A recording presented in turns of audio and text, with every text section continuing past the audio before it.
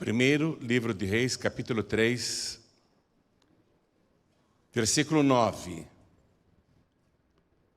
Achou? Um adolescente está falando com Deus. Ele é muito novinho, ele reconhece que ele é cru, que ele está verde, que ele não tem experiência, que ele não sabe nem se comportar.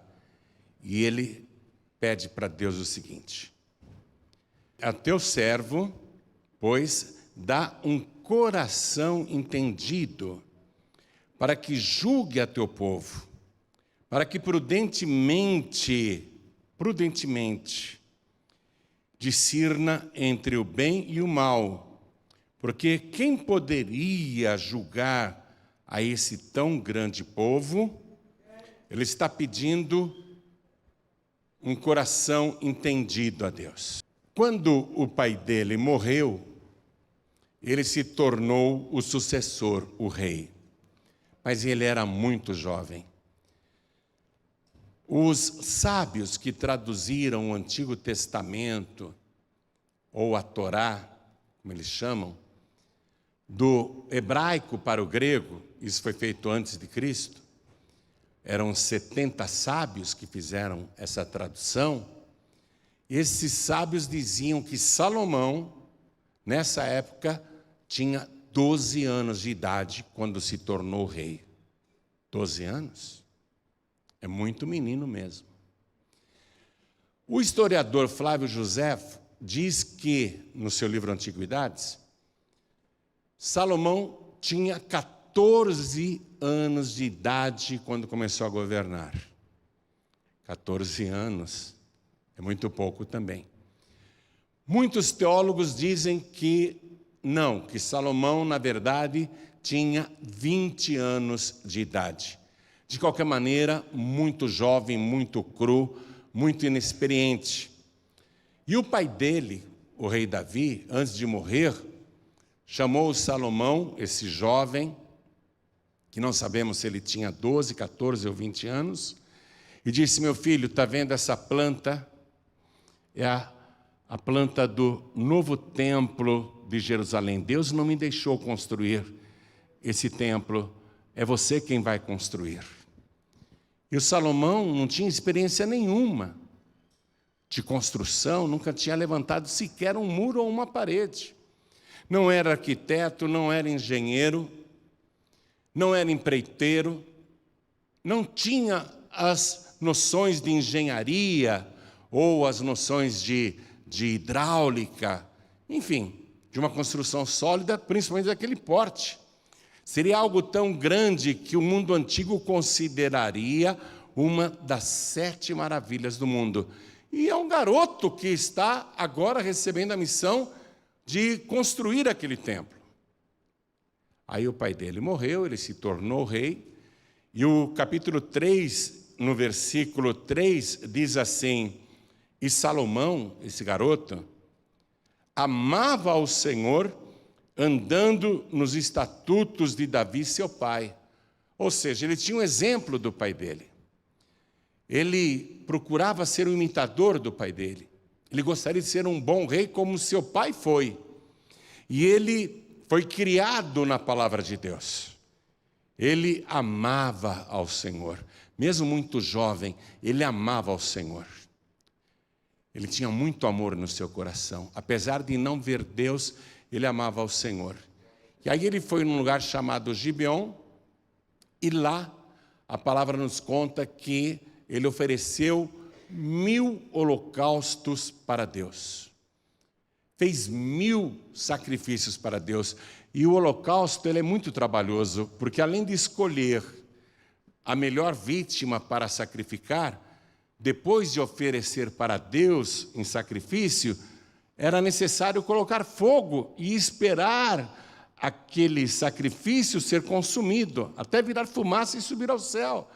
Então foi muito trabalhoso o que o jovem Salomão fez. Ele ficou exaurido, cansado, muito cansado, e de noite Deus apareceu para ele em sonho e disse para ele: pede-me o que queres que eu te dê. Você já pensou Deus chegar para você e falar, pode pedir o que você quiser que eu vou te dar? Muita gente eu sei que pediria para ganhar sozinho na loto. Né? Muita gente pediria muita fama, enfim, alguém iria pedir coisas materiais ou vida longa. E ele tem esta oferta de Deus, na verdade é um cheque branco. Pode pedir o que você quiser, o que você quiser eu vou te dar. Deus apareceu para ele em sonho. E o Salomão, o jovem Salomão, 12, 14 ou 20 anos, ele confessa para Deus a sua inexperiência. Veja o versículo 7. Ele diz assim para Deus, em sonho, viu? Ele está conversando com Deus no sonho. Agora, pois, ó Senhor, meu Deus, tu fizeste reinar teu servo em lugar de Davi, meu pai, e sou ainda menino pequeno. Menino pequeno. Eu sou um menino pequeno. Eu nem sei como sair, nem como entrar. Quer dizer, ele está dizendo as coisas mais simples, mais básicas, eu não sei fazer. Ou seja, confessou a total incapacidade de estar naquela posição. Reconhece que não tem qualificação para a missão que recebeu, mas ele é o rei. Ele vai ter que encarar o problema, ele vai ter que resolver o problema. Foi quando ele pediu para o Senhor um coração entendido. Mas no original hebraico não está escrito coração entendido. Está escrito coração ouvidor. Um coração que ouve. Eu quero um coração ouvidor para julgar o teu grande povo. E naquela época, segundo o censo que o pai dele tinha feito, você já deve ter lido isso no capítulo 24 do segundo livro de Samuel, que o rei Davi encomendou um recenseamento da população e apresentaram para ele a soma de 1.300.000 homens capazes de ir para a guerra, fora os reservistas, mulheres e crianças. Calcula-se então que a população de Israel naquela época era de 6 milhões de pessoas. E Salomão vai ter que governar 6 milhões de pessoas? Como assim? E decidir coisas importantíssimas. E com a missão de construir o templo, ele poderia falar para Deus, meu Deus, me capacita como engenheiro, para eu fazer essa construção para o Senhor, esse templo maravilhoso. Mas ele não pediu isso. Senhor, faz de mim um grande arquiteto. Me capacita como arquiteto para que eu faça um templo para o Senhor muito belo, muito refinado. Mas ele não pediu para ser um arquiteto. Ele poderia pedir qualquer coisa, inclusive. Qualquer coisa que ele quisesse. Deus está fazendo uma oferta generosa para Salomão. E por que Deus está fazendo uma oferta generosa para Salomão? Primeiro porque ele, desde a mais tenra idade, amava o Senhor. Ele amava a Deus. Ele colocava Deus em primeiro lugar desde pequeno. E ele dá prova desse segredo quando ele diz para Deus o que ele quer. Ele não está pedindo nenhuma capacitação profissional, ele não está pedindo riquezas materiais, ele não está pedindo vida longa e nem a destruição dos seus inimigos. Ele está pedindo para Deus um coração ouvidor, um coração que consiga ouvir causas de juízo e que ouça também conselhos, que às vezes a pessoa tem um coração teimoso, ela não gosta de ouvir ninguém. A pessoa é a dona da razão e ela não ouve conselho algum. Ele quer um coração ouvidor e saber se aquele conselho é bom ou não, porque ele vai ter que dividir as tarefas, ele vai ter que delegar as funções, ele vai ter que delegar a construção do templo, ele tem que saber com quem ele está falando e se a pessoa realmente é a certa para aquela função. Ele vai ter que contratar muita gente para essa obra, inclusive para formar o seu ministério. Como é que ele vai governar um país sem bons assessores, sem bons ministros. Ele tem que saber quem é bajulador, quem é capaz, quem realmente tem qualificação para a função. Para todas as áreas, ele vai ter que ter um coração ouvidor e discernir entre o bem e o mal. Olha o que ele está pedindo. E ele diz, para julgar o teu grande povo. Ele quer ser, inclusive, um rei que ouve as questões das pessoas, as demandas das pessoas, as petições das pessoas. Dá para o teu servo um coração ouvidor. Pediu um coração ouvinte, um coração que ouve. Deus aprecia um coração que ouve, porque há pessoas que não querem ouvir nem a palavra de Deus. Há pessoas que não querem ouvir o que Deus tem a dizer. Ele quer um coração que tenha a capacidade de ouvir conselheiros, de ouvir pessoas que precisam. Ele quer um coração ouvidor. Não pediu coisas materiais. E outra coisa, não pediu para ele. Ele pede para julgar o povo de Deus, para discernir entre o bem e o mal, para ser um bom governante, para servir o povo. Olha o que ele coloca. E quando ele pede isso, o segredo está em Mateus capítulo 6, versículo 33, onde Jesus disse, buscai primeiro o reino de Deus e a sua justiça, e as demais coisas vos serão acrescentadas. Quando ele falou, Senhor, eu quero te servir e servir o teu povo. Eu quero saber servir o teu povo. Me dá um coração ouvidor. Eu quero ser bom para o teu povo. Aí Deus ficou tão contente que Deus falou, olha, como você não pediu riquezas, nem vida longa, nem a morte dos seus inimigos, mas pediu este coração ouvidor para abençoar o meu povo, para servir o meu povo.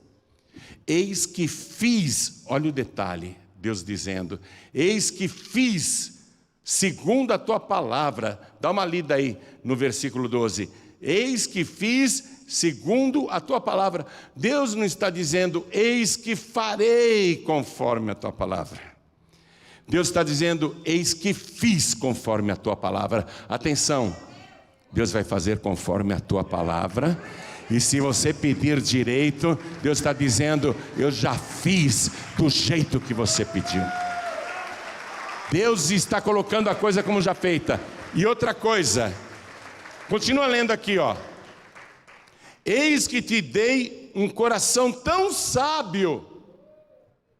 Eu te dei. Deus não está falando, eu te darei. Você é jovem ainda, você vai estudar, você vai aprender bastante, eu vou te dar facilidade para memorizar as coisas, eu vou te dar uma mente brilhante para você assimilar conhecimentos de matemática, engenharia, física, eu vou te dar muito conhecimento, você vai ter facilidade para aprender. Não, Deus está dizendo, eu já dei, ó. Não é que Deus irá dar, eis que te dei um coração tão sábio e entendido, que antes de ti teu igual não houve, e depois de ti teu igual não se levantará.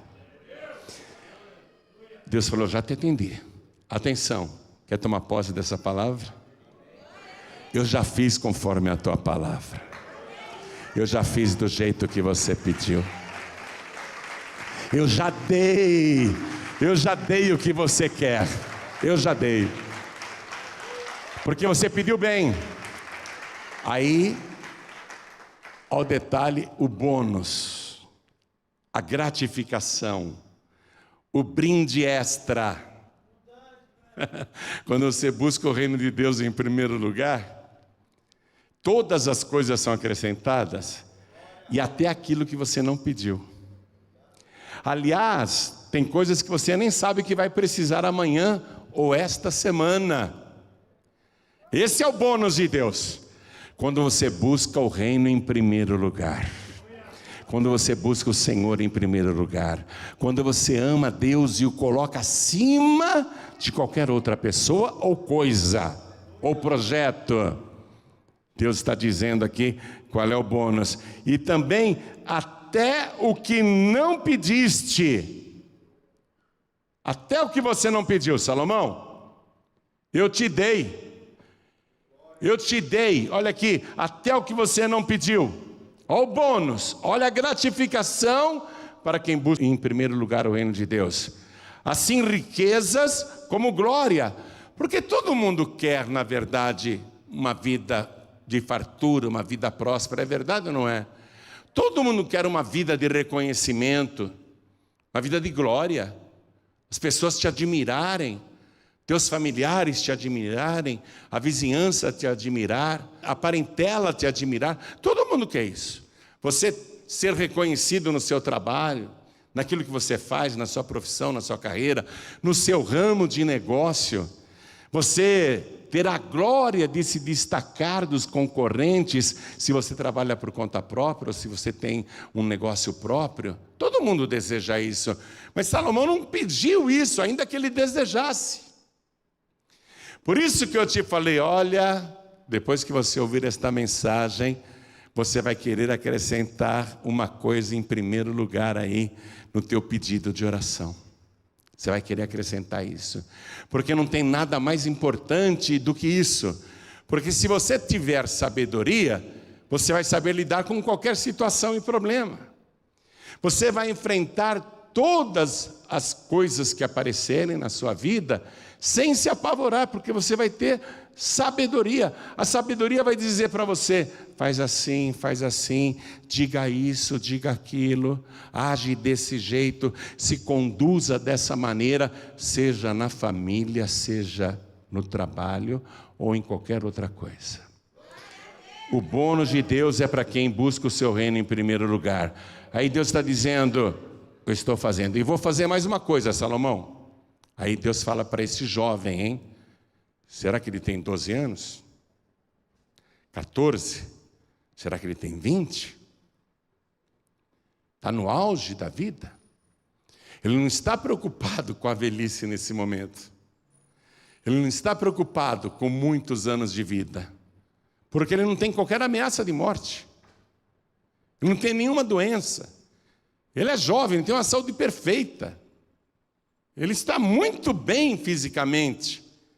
Ele não pensa na velhice. E Deus está dizendo aqui para ele, e mais, se você, guardar a minha palavra daqui para frente, guardar a minha palavra, eu ainda vou multiplicar os seus anos de vida. Viver bastante, viver muito. Você vê que só tem benefício. Atenção, é isso que eu estou chamando tua atenção agora. Amar ao Senhor em primeiro lugar e acima de todas as coisas. E Salomão amava ao Senhor. E andava no caminho de Davi, seu pai. Salomão busca em primeiro lugar o reino de Deus e a sua justiça. Ele quer servir, ele não quer ser servido. Ele está colocando a vida dele a serviço de Deus. Senhor, eu quero ser usado nas tuas mãos para abençoar o teu povo. Eu quero cuidar do teu povo. Eu quero ser uma bênção para o teu povo. Ou seja, ele não é egoísta. Ele não está pensando nele mesmo, ele não está dizendo eu quero isso, eu quero aquilo. Ele está se colocando a serviço de Deus para servir também ao próximo. E ele busca o reino de Deus em primeiro lugar. E pede uma coisa tão abstrata como essa. Coisa abstrata, sabedoria. Porque Salomão entende que a pessoa pode até nascer limitada intelectualmente. Ela pode ter limitações intelectuais, mas Deus é poderoso para ampliar a capacidade intelectual da pessoa. Quando ele pede um coração ouvidor, o coração a gente traduz na palavra de Deus como aquele lugar que abriga todos os sentimentos e a nossa personalidade e todos os nossos desejos. O coração aqui nesse sentido é a pessoa, não é o órgão que fica pulsando e está batendo aí sem que você perceba. Ele não está falando do órgão coração, ele está falando dele. Eu quero a minha alma, o meu espírito, o meu ser, eu quero ser assim. Eu quero ter um coração ouvinte. Deus falou, fechado, tudo feito. Mas quando ele acordou era sonho. Ele falou, poxa, mas era sonho, mas que bonito o sonho que eu tive. Eu creio que Deus apareceu mesmo. Ele tinha ido para Gibeon, né? Fazer os holocaustos. Mas agora ele vai para Jerusalém. Jerusalém é lugar de paz. Jerusalém é a casa de Deus. E ele vai para Jerusalém e oferta novamente ao Senhor. E vai começar a governar a partir daí. Aí surge o primeiro teste. Ele não pediu um coração ouvinte? Não foi isso que ele pediu para Deus? Me dá um coração ouvinte para ouvir as causas do teu povo.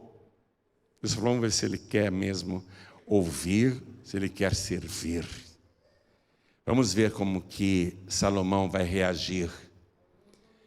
E acontece que dizem para o rei, o jovem rei, tem duas prostitutas aí brigando, querendo uma audiência com o rei. Olha, duas prostitutas estão lá discutindo, brigando, e querem uma audiência com o rei. Salomão poderia dizer, você acha que eu tenho tempo para ficar atendendo mulher da vida? Eu sou rei, eu sou um homem ocupadíssimo, eu tenho tanta responsabilidade. Despache essas mulheres, manda embora, manda embora. Não foi isso que o Pedro falou para Jesus? Senhor, olha essa mulher que vem gritando atrás da gente, manda ela embora.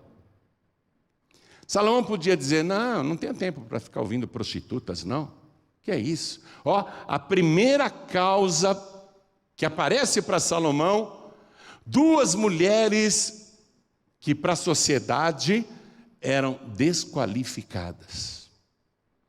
Duas mulheres que não tinham direito algum reconhecido. Sabe o que o Salomão faz? Manda elas entrarem. Manda essas duas mulheres entrarem. Quando elas entram na presença daquele jovem, elas param com a briga.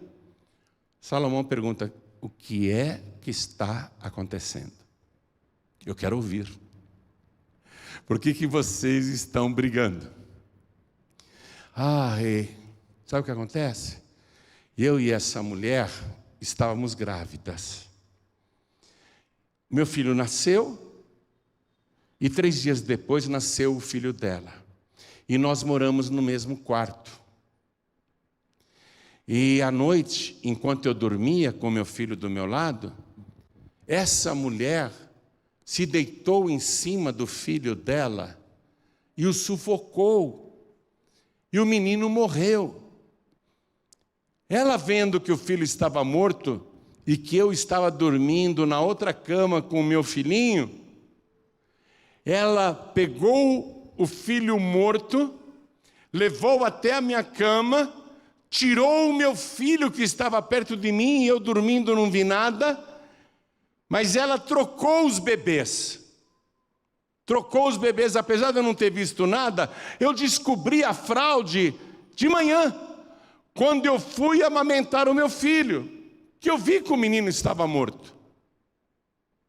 Eu peguei o bebê estava morto, gelado. Aí eu fiquei olhando bem para o rosto do bebê e vi que não era o meu filho, porque eu já estava com ele há 3 dias. Eu já tinha memorizado os traços do meu filho. Então ela trocou o bebê e não quer devolver o meu filho.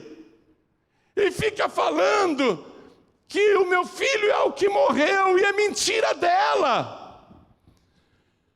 depois de ela ter falado, o rei Salomão mandou a outra falar. E a outra disse: rei, é tudo ao contrário do que ela disse. Ela está mentindo descaradamente para enganar o rei. Não foi nada disso. O que ela contou é ao contrário. O filho dela morreu e ela veio trocar pelo meu. E ela quer o meu filho para ela. Mas o filho dela está morto. O filho vivo é meu. E ficou esse debate. Alguém é testemunha dessas duas mulheres? Não, não tem testemunhas aqui.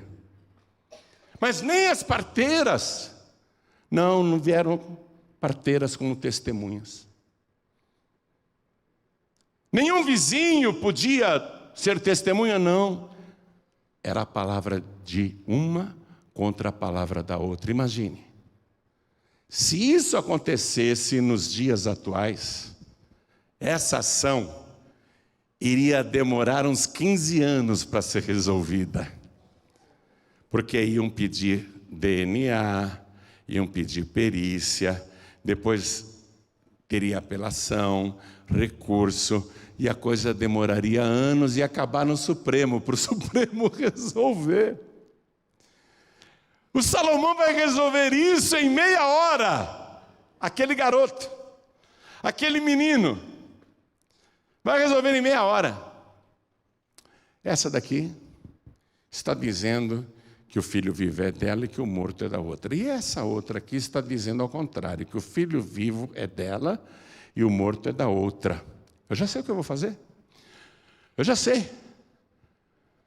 Segurem a criança. Chamou um guarda lá. Segurem a criança aí, pelas duas pernas. Me tragam uma espada. Aí trouxeram uma espada e as duas mulheres olhando. Eu vou dividir essa criança na metade e vou dar metade para cada um e pronto, acabou a confusão. Aí uma das mulheres, quando viu que a espada vai ser erguida e a criança vai ser dividida, ela grita: não mate o menino de jeito nenhum, não, pode dar para ela o menino, não mate esse menino, deixa o menino vivo. E a outra, que não queria perder a causa, que queria a criança de qualquer maneira, ela diz: nem meu nem dela, nem meu nem dela, pode dividir. E a outra dizendo: não, pode dar para ela, por favor, dá para ela. Aí o rei, o jovem rei, diz: não matem o menino. Não matem de maneira alguma. Entreguem esse bebê para essa mulher, porque ela é a verdadeira mãe. Ela prefere ver o filho nos braços de outra do que ver o seu filho morto. Ela é a verdadeira mãe. E aquilo causou um espanto muito grande em Jerusalém, especialmente, e a fama de Salomão correu. A primeira audiência que ele teve foi esse caso. A primeira coisa que ele resolveu com o dom da sabedoria foi essa ação. Um historiador conta que no passado, na antiguidade, um rei conquistou muitos outros reis e reinos. E eles tinham que pagar tributo. E um desses reinos era governado por um rei que diziam que ele tinha um único filho. Era um reino distante. Mas aquele rei, que era um rei dominado, morreu. Quem deveria sucedê-lo era o seu único filho. Mas quando o rei chama o sucessor, se apresentam 3 moços ao mesmo tempo. E os 3 dizendo que era o filho do rei morto. Cada um começou a dizer: não, eu sou o filho do rei que morreu. Não, eu que sou o filho do rei que morreu. Não, eu que sou o filho do rei que morreu. porque um deles iria receber a coroa e o reino. Ainda que fosse um reino dominado, o poder era muito grande. E os três, naquela época, começaram a dizer que era o filho legítimo. Na época também não havia DNA, não tinha como se verificar isso. O rei, esse rei da antiguidade, mandou trazer o cadáver do rei morto. Colocou o cadáver do rei morto sobre uma laje, corpo do rei morto, e os três que diziam, cada um que era o filho, estavam olhando. O rei pegou uma lança, deu para um dos jovens e disse: atravesse o cadáver do rei. Pegou a lança, foi lá no defunto e tirou e devolveu a lança para o rei.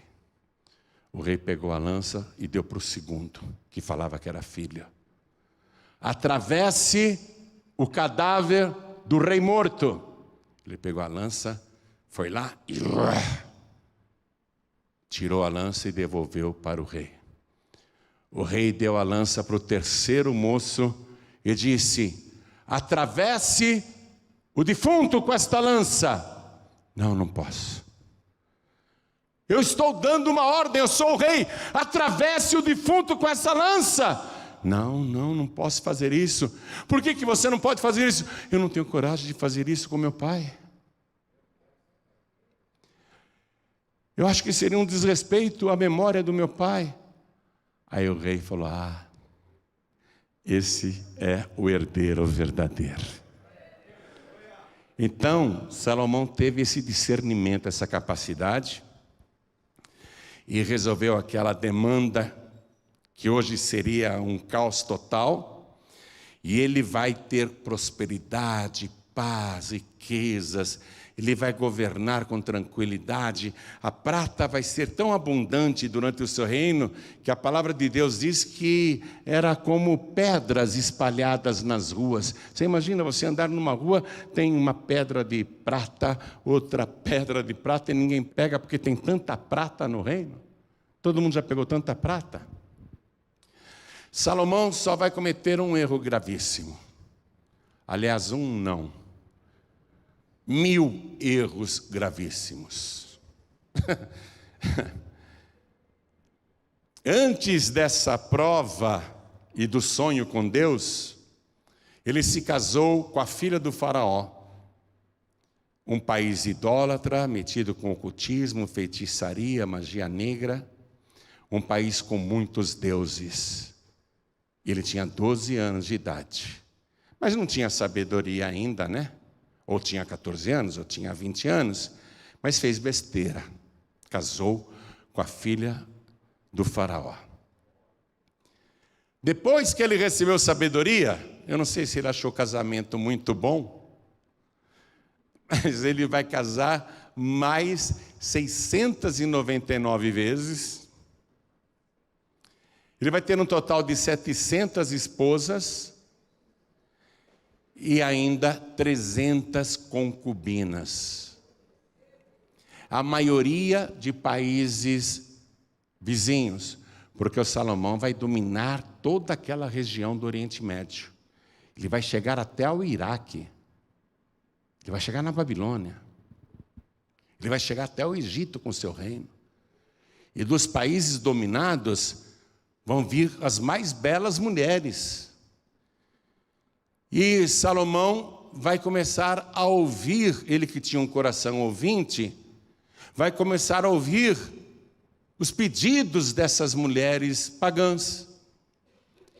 E elas vão começar a seduzir o Salomão, dizendo, né, com aquele jeitinho que só uma mulher sabe. Uma mulher arranca o que quiser de um homem, vamos falar a verdade. É ou não é? Eu imagino uma chegando para o Salomão e dizendo: Salomãozinho, Salomãozinho, olha, eu sou devota desse ídolo aqui.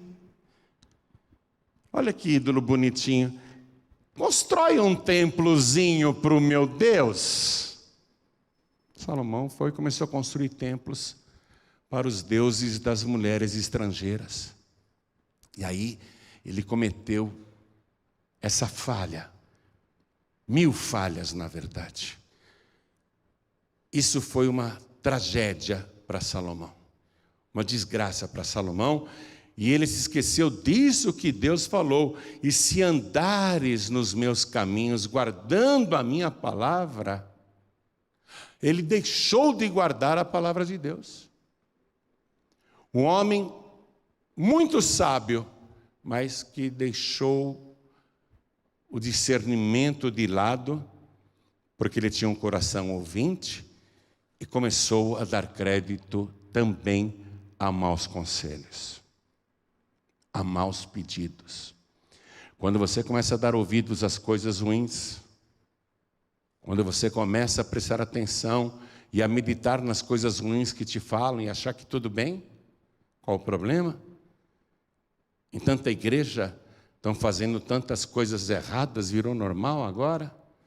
Então, qual o problema? Você começa a fazer coisas erradas que desagradam a Deus e entristecem o Espírito Santo. Aí, por mais bem-sucedido que você seja, a tua vida vai desandar.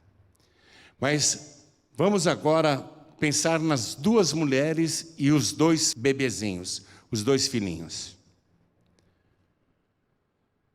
Aquelas 2 mulheres que disputavam o bebê vivo, alguma delas queria o bebê morto? Não. As 2 diziam: não, o morto não é meu, eu não quero o bebê morto. Eu não quero o bebê morto. Eu quero o vivo. As 2 mulheres queriam o bebê vivo e não o bebê morto. E isso é uma figura do Senhor Jesus. Alguém aqui quer um Cristo morto? Qual a utilidade que haveria para nós um Cristo morto? O apóstolo Paulo escreveu: se Cristo não ressuscitou, então é vã a vossa fé. Ninguém quer um Cristo morto, um Jesus morto. Nós queremos o Jesus vivo. E eu vou te dizer, o Jesus vivo é meu. O Jesus vivo é meu. Você tem que dizer, diga: o Jesus vivo é meu. Vamos ficar todos de pé. O Jesus morto não poderia fazer nada pela gente, agora o Jesus vivo pode. E o Jesus vivo, entre outras coisas, está aqui no nosso meio. Onde estiverem 2 ou 3 reunidos em meu nome, aí estou eu presente no meio deles. E sabe o que ele falou quando estava aqui na terra?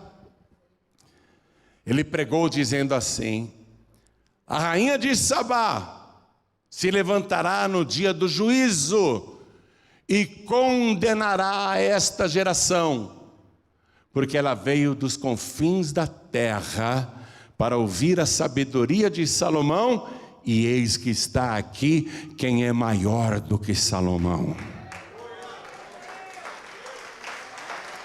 Esse que é maior do que Salomão, ele está vivo, tem todo o poder no céu e na terra para te dar sabedoria, para viver esta vida com sabedoria e não com tolices, não com perda de tempo, não com decisões erradas, não por caminhos maus.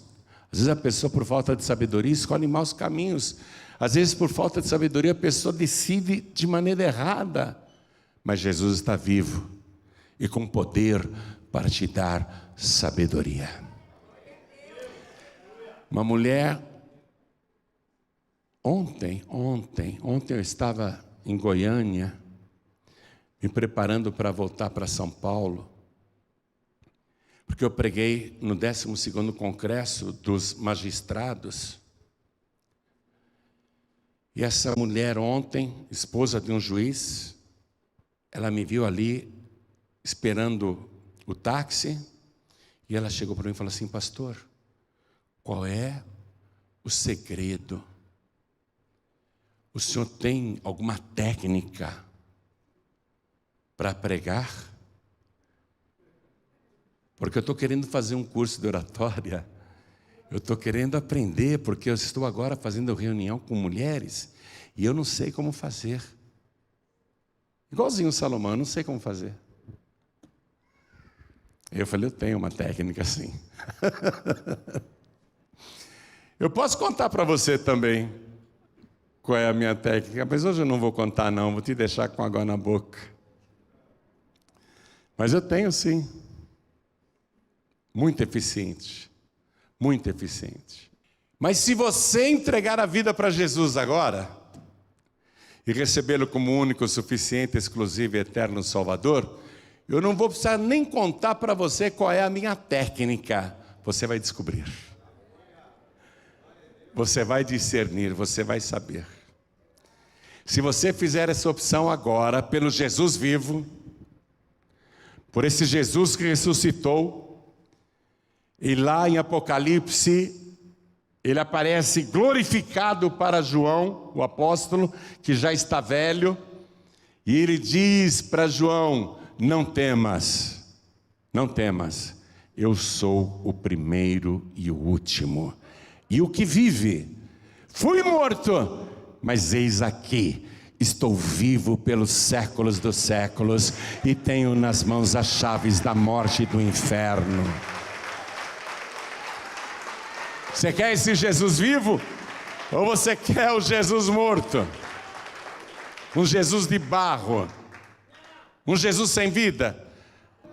Israel é engraçado, os judeus são bem peculiares, porque eles rejeitam Jesus, eles não acreditam em Jesus, mas nas joalherias vendem crucifixo de ouro com um Jesus morto ali. Mas você quer um Jesus morto ainda que seja de ouro? Ou de diamante? Não. Você tem que querer o Jesus vivo. O Jesus vivo. Você tem que dizer: não, o vivo é meu. O Jesus vivo é meu. É meu, meu único, suficiente, exclusivo e eterno Salvador. O Jesus vivo é meu. O Todo-Poderoso é meu.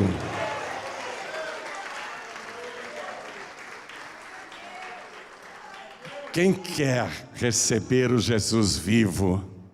Quem quer recebê-lo como único, suficiente, exclusivo e eterno Salvador? Ergue a sua mão mais alto que puder. Olha quanta gente! Ô glória! Vem buscar o Jesus vivo, vem aqui para frente. E Ele vai te dar vida, viu? Vida de verdade. Ele vai curar suas enfermidades, Ele vai arrancar os teus vícios, Ele vai resolver os teus problemas, Ele vai abençoar a tua vida, o teu trabalho, os teus negócios, e ainda vai te dar mais do que vida longa. Ele vai te dar a vida eterna. O que é que Ele disse? Se você andar no meu caminho e guardar a minha palavra, nunca mais você morrerá. Eu vou te dar vida longa.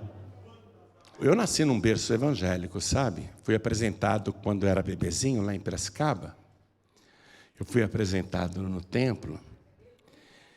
Mas depois a minha família saiu da igreja, se afastou da igreja. E eu, quando tinha uns 8, 9 anos, até ia sozinho para a igreja, porque alguém me chamava para ir na igreja.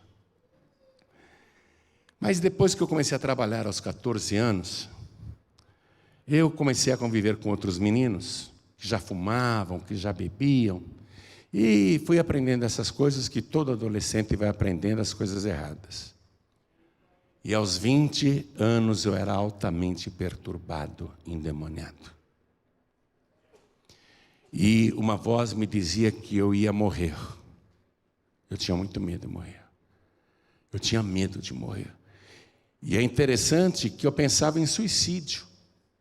Eu pensava em suicídio para acabar os meus tormentos.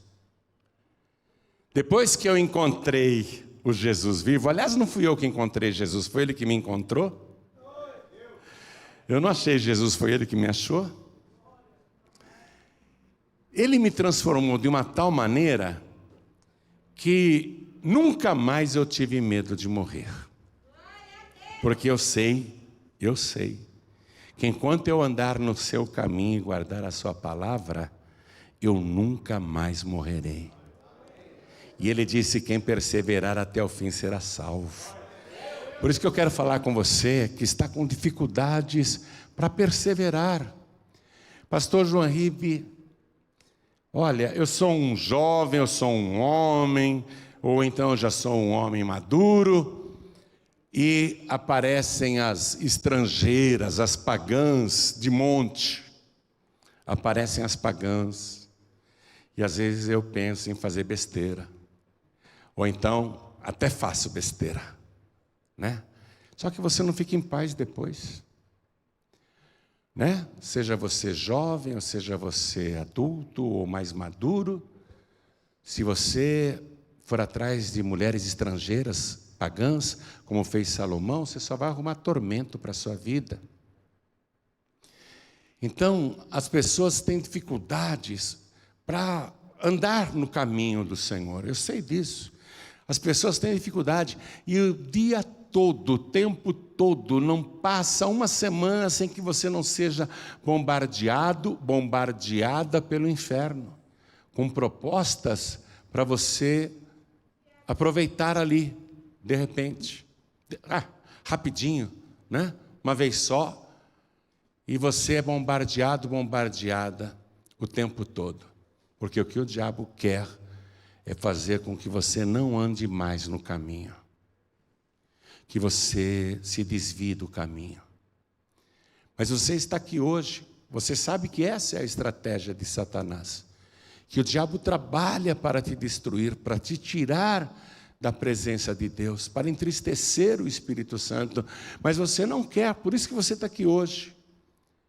Mostra para Deus que você não quer as ofertas daí do mundo, as ofertas de fora, mas que você quer as ofertas de Deus. Deus fez a oferta para Salomão, Deus está fazendo a oferta para você também. Pastor, eu preciso de mais sabedoria para conduzir a minha vida espiritual. Eu quero me corrigir, eu quero me consertar, eu quero andar direitinho na presença de Deus. Não se afaste, não se desvie, viu? Vem aqui para frente que nós vamos orar e o Espírito Santo vai te restaurar. O Senhor vai te dar sabedoria para você conduzir a tua vida, para você resistir a essas ofertas dos estrangeiros e das estrangeiras, porque não é só o homem que é atentado, não. A mulher cristã, a moça cristã também é atentada por estrangeiros, por pagãos. Vamos para a balada? Vamos para uma diversão? Vamos para a noitada? As mulheres também são atentadas, às vezes até por outras amigas, que falam, vamos com a gente, não tem nada demais, lá quando você é boba, vamos com a gente. Aí você vai lá, acaba bebendo, acaba fumando, aí fica triste, é ou não é? Quando a gente peca, você que já é de Deus, quando a gente peca, há uma tristeza tão grande, porque você entende que magoou o Espírito Santo. Depois que você é salvo, deixa eu explicar isso para você, que é salvo, que é salva. Não adianta você querer aproveitar, mesmo que seja um pouquinho só, os prazeres do mundo lá fora. Mesmo que seja uma coisa rápida e única, porque vai te causar uma grande amargura na alma. Sabe por quê? Porque você não é mais deste mundo. E o mundo não serve mais para você. O mundo não serve mais para você, e tem mais, você também não serve para o mundo. Quando uma pessoa se afasta, se desvia, o mundo pisoteia, zomba, escarnece. Fica toda hora rindo de você, porque você ia para a igreja, porque você era crente, e agora está bebendo com eles, está fumando com eles, está fazendo coisas erradas com eles. O mundo ri de você. Jesus disse, o sal quando perde o sabor, Não presta para mais nada, a não ser para ser lançado fora e ser pisado pelas pessoas. Então, se você está o tempo todo sofrendo essas tentações e tem dificuldades para dizer não, tem dificuldades? Cria coragem, vem aqui para frente também. O que você precisa é de sabedoria. Se você quer sabedoria, vem também aqui para frente, vem para cá. Pastor, eu quero sabedoria de Deus para lidar com essas situações que aparecem e às vezes eu não sei como me conduzir. O jovem Salomão, com 12, 14 ou 20 anos, falou para Deus: eu não sei nem como sair, nem como entrar. Às vezes você está numa situação, você não sabe como sair. Pessoa, né, de repente você está lá no meio de gente que faz coisa errada, como é que você vai sair dali? Eu não sei como sair, Senhor. E também nem sei como é que eu entrei nessa confusão. Como é que eu entrei nessa balada? Como é que eu entrei nesse inferninho? Como é que eu entrei nesse negócio? Então, com sabedoria você vai saber como sair, sem magoar ninguém, sem ofender ninguém, né? Eu sou hétero, mas eu levo cantada de homem. Eu não vou bater no cara porque ele está me cantando, e nem vou xingar. Eu saio com a maior elegância, porque eu sei como sair. E sei sair sem ofender ninguém. Entendeu? E você tem que saber sair também. Salomão dizia: eu não sei como sair e não sei como entrar. Você tem que saber como sair dessas situações, dessas saias justas que o diabo prepara para você. Às vezes até no meio da família, né? Você está com parentes e pronto, ali. Que saia justa que você entrou. Você nem sabe como que entrou. Naquele almoço de família só estão servindo cerveja e você está com sede. Como é que você vai sair dessa? Estão oferecendo, estão enchendo o teu copo, tem bebida à vontade. Como é que você sai dessa? Com sabedoria. Amém? Então nós vamos orar e quero falar com você que está assistindo esta mensagem pela TV Feliz ou por qualquer outra emissora de televisão do Brasil. Quero falar com você que está ouvindo esta mensagem pela Rádio Feliz ou outra emissora, ou pelo nosso podcast. Você quer sabedoria de Deus? Quer saber entrar, quer saber sair, quer saber se comportar, quer saber conduzir a sua vida, quer ter sabedoria do alto? Então, entrega a vida para Jesus. Ele disse: a rainha de Sabá viajou milhares de quilômetros no lombo de um camelo para ouvir a sabedoria de Salomão em Jerusalém, e eis que está aqui quem é maior do que Salomão. Jesus, ele tem mais do que Salomão tinha para oferecer para a rainha de Sabá. Amém? Jesus tem tudo o que você precisa. É Ele que te diz, pede-me o que queres que eu te dê. O que você quiser, Ele tem. Busca em primeiro lugar o reino de Deus, a sua justiça, e todas as coisas serão acrescentadas. Estou falando com você também que está assistindo e ouvindo à distância. Estou falando com você também. Entrega a vida para Jesus, volta para Jesus, serve a Jesus. Deus falou: te dei tudo, fiz tudo o que você pediu e mais. Se você perseverar em andar no meu caminho e guardar a minha palavra, ainda vou te acrescentar muitos anos de vida.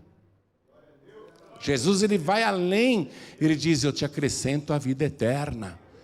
Ele falou em Mateus 24:13, quem perseverar até o fim será salvo. Perseverar até o fim. Foi o que Deus falou para Salomão: se você guardar a minha palavra, eu vou prolongar os teus dias, vou te dar vida longa. Jesus promete mais que vida longa, Ele promete vida eterna. E como Ele está vivo, o teu Jesus está vivo, Ele tem condição de garantir a vida eterna para você. E que bom que você veio para frente. E você que está à distância, se quer entregar a vida para Jesus, Se ajoelhe ao lado do teu televisor, ao lado do teu rádio, ao lado do teu computador. Pastor Joaíbe, eu estou ouvindo essa mensagem no rádio do meu veículo, enquanto eu dirijo. Não tenho como me ajoelhar. Tudo bem, coloque a mão sobre o teu peito, no coração, e nós vamos orar. Não precisa parar o veículo, não. Pastor Joaíbe, estou ouvindo a mensagem no celular, dentro do trem, dentro do ônibus. E eu quero entregar a vida para Jesus, eu quero voltar para Jesus, mas eu não tenho como me ajoelhar aqui. Tudo bem, não precisa ajoelhar. Deus está te vendo. Coloque a mão assim sobre o teu peito, sobre o coração, que nós vamos orar. E quem está comigo aqui na sede nacional em São Paulo e veio para frente? Isso, vamos dobrar os joelhos. Ore assim comigo. A igreja continua de pé, por favor. Você que está aqui na frente, ore assim comigo. Meu Deus e meu Pai, a tua palavra é eterna e falou ao meu coração. E agora eu quero mostrar ao Senhor que a primeira coisa que eu desejo é o Senhor vivo. E eu quero ter sabedoria para te servir e servir também ao teu reino, ao próximo e às pessoas que precisam. Meu Deus da glória, ao me entregar agora diante do altar, eu suplico ao Senhor o perdão de todos os meus pecados e peço ao Senhor que apague também as minhas iniquidades. Não leve, Senhor, em consideração os meus erros, mas me purifica agora com o sangue de Jesus que foi vertido por mim naquela cruz. O Senhor se sacrificou e ressuscitou para me garantir a vida eterna, longura de dias, vida para sempre. Meu Senhor, eu declaro de joelhos que o Senhor Jesus é o meu único, suficiente, exclusivo e eterno Salvador. E eu quero a ajuda do teu Espírito Santo para guardar a tua palavra e não pecar contra ti. E se eu pecar, eu quero arrependimento na mesma hora. Eu quero, no mesmo instante, voltar atrás. Eu quero o teu perdão e a vida eterna. Mais do que tudo, meu Pai querido, me ajuda a perseverar até o fim, por Jesus Cristo, o meu único, suficiente, exclusivo e eterno Salvador, para todos sempre. Amém.